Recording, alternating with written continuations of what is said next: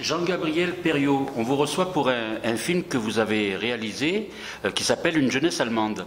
Alors, tout d'abord, avant de parler en détail de ce film qui était entièrement un film d'archives, hein, j'aimerais savoir, vous, qu'est-ce qui vous a motivé et est-ce que c'est le fait que vous ayez la double nationalité ou quel est le lien avec l'Allemagne? Aucun lien avec l'Allemagne, notamment pas la double nationalité. Non, qu'est-ce qui vous a donc incité à... C'est parce que dans cette histoire très singulière de ce groupe en Allemagne, il y avait comme un court-circuit entre plusieurs choses qui sont mes questions récurrentes dans mon travail, qui sont toutes les questions autour de la violence, les questions du politique, de la résistance, les questions de l'usage par le monde politique ou la police du terrorisme, et enfin voilà des questions de ce bout-là, avec les questions du cinéma. Et du cinéma politique, du cinéma militant, à quoi ça sert de faire des films, etc. Et d'un coup, dans cet événement, par l'histoire même, ça liait ces deux types de questions. Et du coup, j'ai décidé de faire un film dessus. En fait, si j'avais trouvé cette histoire ailleurs, ça aurait été dans une autre langue. C'est pas parce que c'est allemand, c'est parce que c'est cette histoire-là. Oui. Voilà. Et est-ce que justement, vous aviez conscience que c'est un film qui allait résonner avec ce qui se passe aujourd'hui? Parce que il est d'actualité finalement. Forcément, parce que moi je suis d'aujourd'hui. Donc ce que je vais chercher dans le passé ou dans l'histoire, ce sont des choses qui me permettent de comprendre ou de questionner ce que je ne comprends pas aujourd'hui, ou ce qui me touche, ou ce qui m'interroge. J'utilise l'histoire parce que je ne comprends pas forcément ce qui se passe. Et du coup, je vais chercher des choses qui, pour moi, résonnent.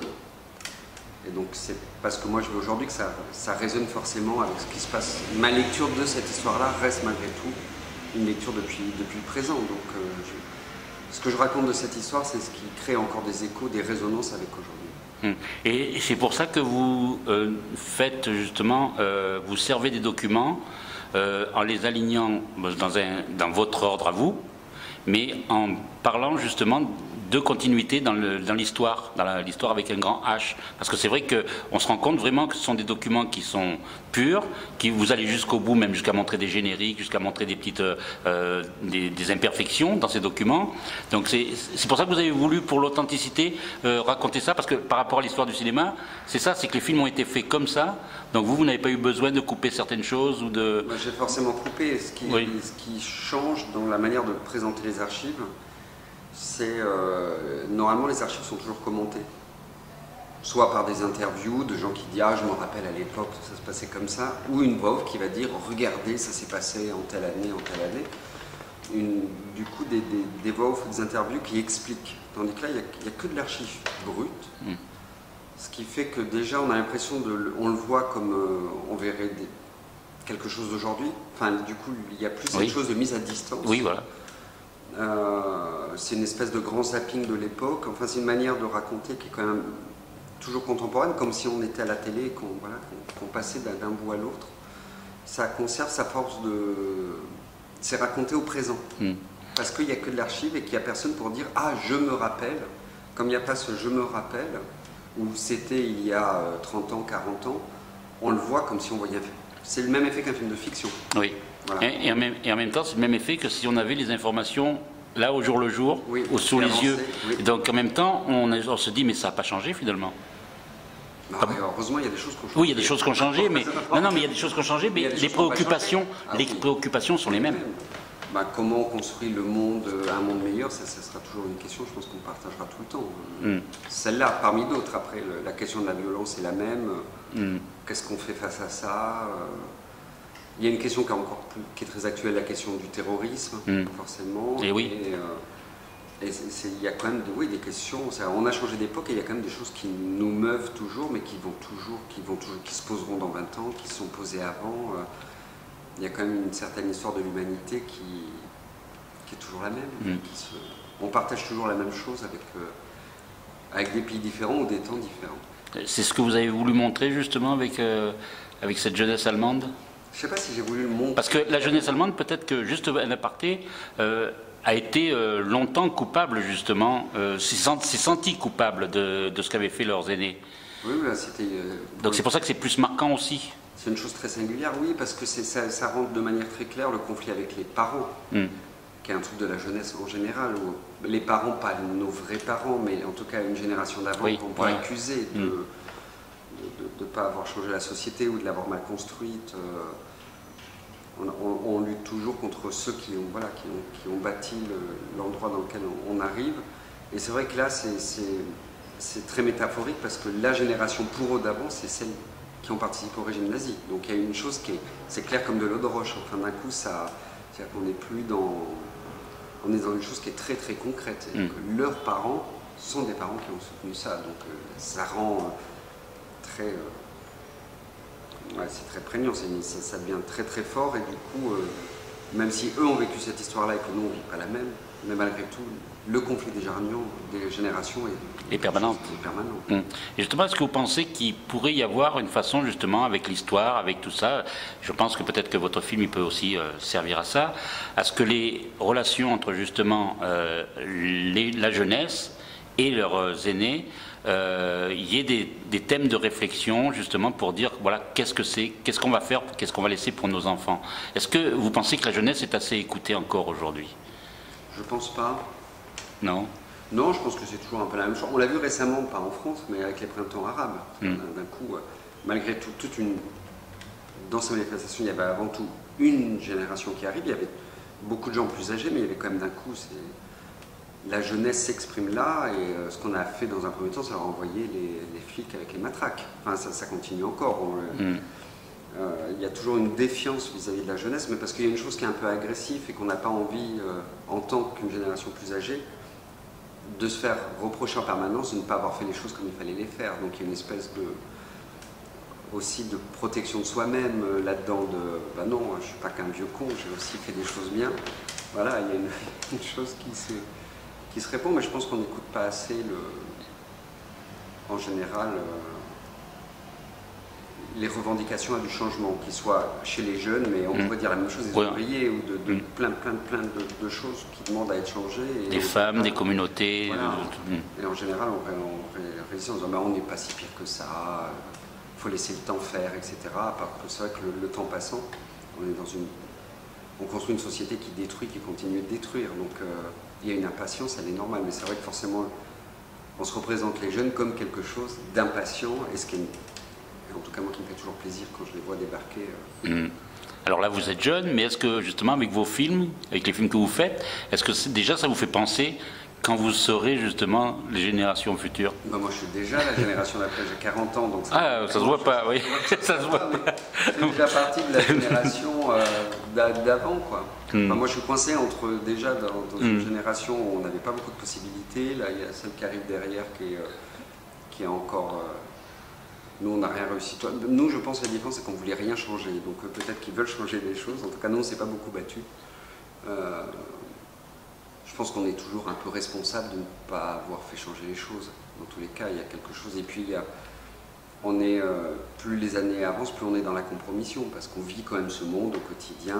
Moi, mes chaussures, elles sont fabriquées en Chine. Je pense que mon jean est fabriqué en Chine, mon t-shirt est fabriqué en Chine.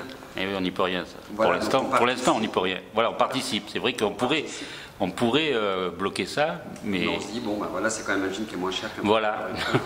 Donc après, c'est une question qui est éternelle. Et en même temps...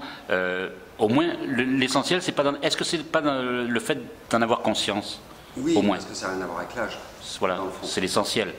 C'est de continuer à être en permanence un peu sur ses positions, les tenir, essayer d'être le plus juste possible. Et ça, c'est pas... Il n'y a pas de truc de... Ça n'a rien à voir avec l'âge. Ouais. Comment vous résumeriez votre film pour terminer? Qu'est-ce que vous diriez pour justement inciter, parce que c'est vrai que c'est un genre de cinéma qui n'est pas facile à exploiter en salle, mais pour dire aux gens, alors nous on va en dire du bien, parce que c'est un film qui nous a interpellés, et puis en plus on a pris des choses qui mettent de l'eau dans notre moulin, mais les personnes qui ne connaissent pas ça, qu'est-ce que vous leur diriez? J'ai aucune idée. Vous n'avez aucune idée? Quand vous allez dans les débats, vous répondez à des questions. Oui, mais ça c'est plus facile. C'est plus facile. Les questions sont précises. Voilà. Vu le film, donc on peut répondre. Je sais. Est-ce que vous avez fait ce film avec justement avec votre sensibilité, avec votre regard? Donc en même temps, c'est un regard que vous avez porté sur les autres. Peut-être que c'est le regard qu'on porte sur les autres et sur soi-même que vous voulez faire en faisant du cinéma. C'est peut-être ça? C'est une grande question, mais... C'est une grande question. Ouais. Dans le fond, je ne sais pas vraiment pourquoi je fais du cinéma. Si, je sais, mais... Non, mais je suis plus motivé par les choses qui me questionnent. C'est-à-dire comme là, par exemple, une histoire, c'est-à-dire comment des jeunes gamins, à la vingtaine, décident d'un coup de tout abandonner, alors ils sont pas en situation extrême. C'est-à-dire ils participent à la vie commune, ils sont de classe moyenne, mais comment, voilà, d'un coup, d'un espèce d'enthousiasme. Par enthousiasme, on va passer à la lutte armée. Comment, par humanisme, on va tuer des gens. Ça ouvre des questions qui sont... voilà, ça ouvre beaucoup de questions. Et c'est ce qui m'intéresse dans le cinéma. C'est d'un coup, on peut partager ces questions-là. Pas les garder pour soi, mais d'un coup les partager. Et c'est pour ça que je fais des films. Mais après... En tout cas, ce sont des questions qui nous préoccupent parce que justement, Robert Guédiguian, le film qui va sortir, Une histoire de fou, traite exactement de ça aussi. Comment un fils arménien va prendre des armes pour faire une lutte au terrorisme contre justement l'État turc. Donc c'est vrai que voilà, c'était un grand questionnement parce qu'en même temps, quand on regarde de près, il y a des raisons et c'est des raisons qui peut-être pourraient être évitées. Oui, il y a des logiques. Voilà. On peut désapprouver les faits, mais il y a des logiques. Voilà. Il y a des raisons. C'est ce qui est très, très, très troublant vu d'aujourd'hui, la manière dont on pense le terrorisme. Il y a des logiques, on peut être en désaccord, mais pour autant ça ne sort pas de nulle part. Et c'est ce qui est... l'histoire apprend ça, et ça c'est terrifiant. Oui, parce qu'on pourrait comparer aussi aux luttes armées de l'IRA, de choses comme ça qui ont été même en Italie aussi. Je ne me rappelle plus comment s'appelait le groupe en Italie, les Brigades Rouges. Donc c'est vrai qu'il y a un fond qui est quand même important. Et quand on prend un des premiers révolutionnaires des temps modernes, c'était le Che. Oui. D'ailleurs, je crois que dans le film, on le voit. Voilà. Ça, vous l'avez bien choisi. Vous l'avez fait exprès. Ça. Oh bah, façon, oui, c'était dans le document, mais... Oui, c'était dur d'éviter de toute façon d'avoir le Che, parce que je pense que dans un film sur 3 ou 4 à l'époque, il y avait le Che quelque part. Le Che, Godard et les Stones. C'est le truc qu'il y a dans tous les films de l'époque. Voilà. Et vous commencez le film intelligemment avec Godard. Oui. Donc là, c'est vraiment... Godard vous